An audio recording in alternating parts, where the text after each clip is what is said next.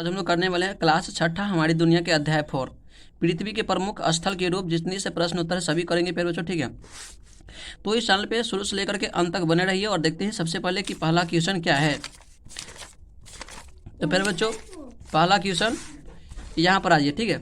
पहला क्वेश्चन कह रहा है कि सही विकल्प को चुनिए, यानी कि आपके सामने 4 विकल्प दिए रहेंगे और 4 विकल्प में से किसी एक कोई एक विकल्प आपका सही होगा, ठीक है।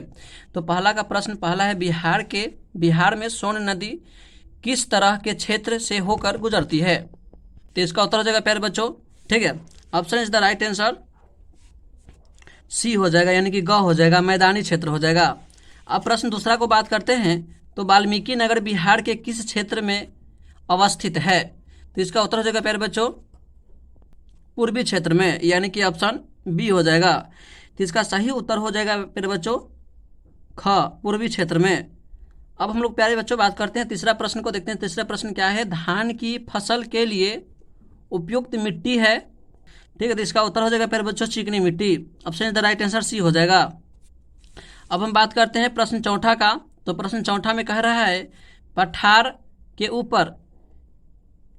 के ऊपर की सतह होती है, ठीक है, सपाट होती है। ऑप्शन बी, पठार के ऊपर की सतह होती है सपाट।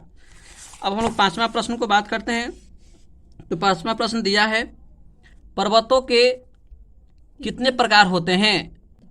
तो फिर जो अभी, ठीक है, इसका पर्वत के कितने प्रकार होते हैं, 3 प्रकार होते हैं। ऑप्शन सी हो जाएगा। अब हम लोग खाली यानी कि खाली जगहों को भरेंगे प्रश्न 2 में। तो दूसरा का प्यारे बच्चों पहला क्वेश्चन है बिहार का अधिकतर भाग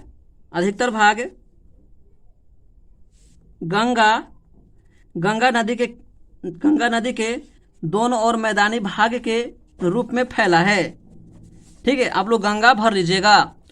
अब हम प्रश्न दूसरा को बात करते हैं। तो दूसरा का होगा पमीर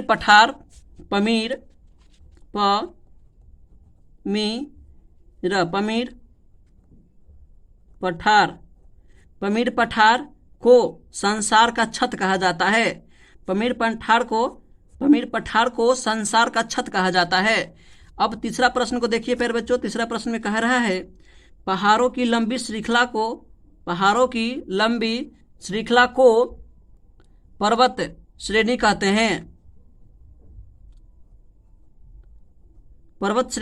हैं। प्रश्न चौथा शिमला और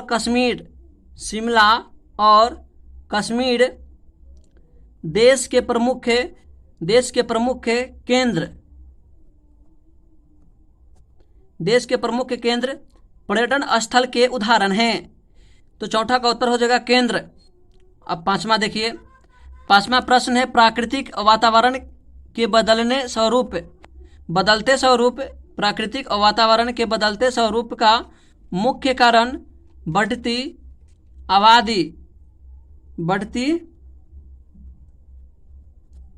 आबादी है, यानी कि बहुत तेजी से आबादी बढ़ रहा है, जिसके कारण प्राकृतिक वातावरण में बहुत तेजी से बदलाव हो रहा है।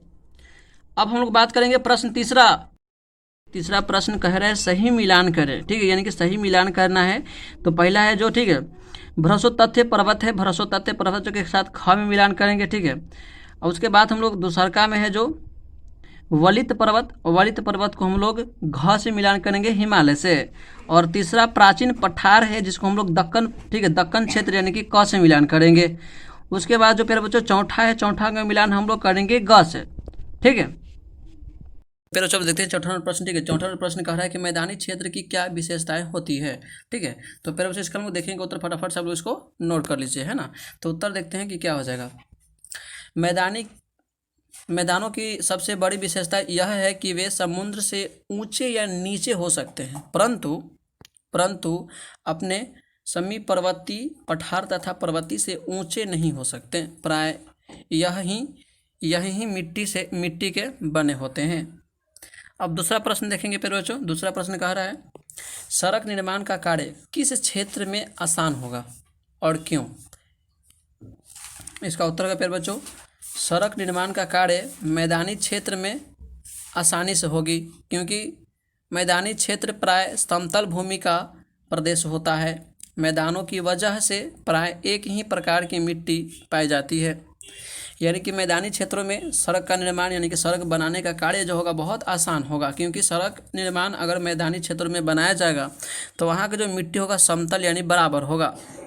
अब हम बात करते हैं तीसरा अन्य प्रश्न का, देखते हैं। तो तीसरा अन्य प्रश्न कह रहा है प्यारे बच्चों कि पर्वत, पठार और मैदानी के दोहन से इस पर क्या प्रभाव पड़ा है। इसका उत्तर देखेंगे प्यारे बच्चों, बढ़ती जनसंख्या के कारण ही पर्वत, पठार और मैदानी क्षेत्रों का दोहन हो रहा है, वनों को काटा जा रहा है, यानी जंगल को बहुत विस्तार रूप से काटा जा रहा है।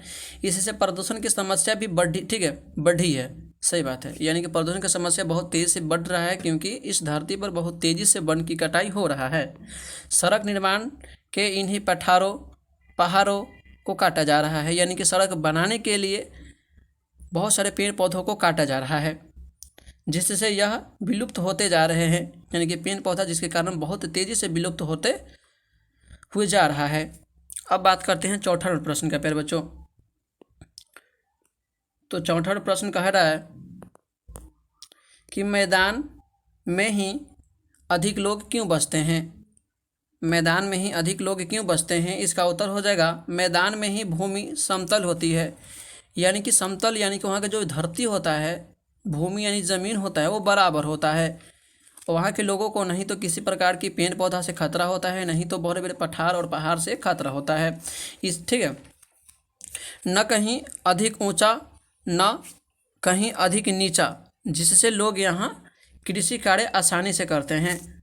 यानी कृषि का भी कार्य समतल भूमि पे बहुत आसान से करते हैं, यानी कि जो ज़मीन बराबर होता है वहाँ पे लोग इसलिए रहते हैं क्योंकि वहाँ पे हर एक चीज़ का सुविधा रहता है। खेती करने के लिए कोई भी चीज़ से खतरा नहीं होता है, इसीलिए अधिक से अधिक मात्रा में लोग वहाँ बसते हैं। अब लास्ट प्रश्न को देखते हैं कि लास्ट प्रश्न क्या है। लास्ट प्रश्न कह रहा है प्यारे बच्चों कि पर्वत कितने प्रकार के होते हैं। पर्वत कितने प्रकार के होते हैं, सभी के नाम लिखें। तो पर्वत 3 प्रकार के होते हैं प्यारे बच्चों। पर्वत कितने प्रकार के होते हैं, 3 प्रकार के होते हैं। पहला पर्वत का नाम है अवलित पर्वत, सेकंड भ्रसुतथ पर्वत और तीसरा ज्वालामुखी पर्वत। तो ये आपका टोटल हो गया, ठीक है। तो अब हम लोग चैप्टर 5 यानी कि अध्याय 5 अगले वीडियो में लेकर के आएंगे।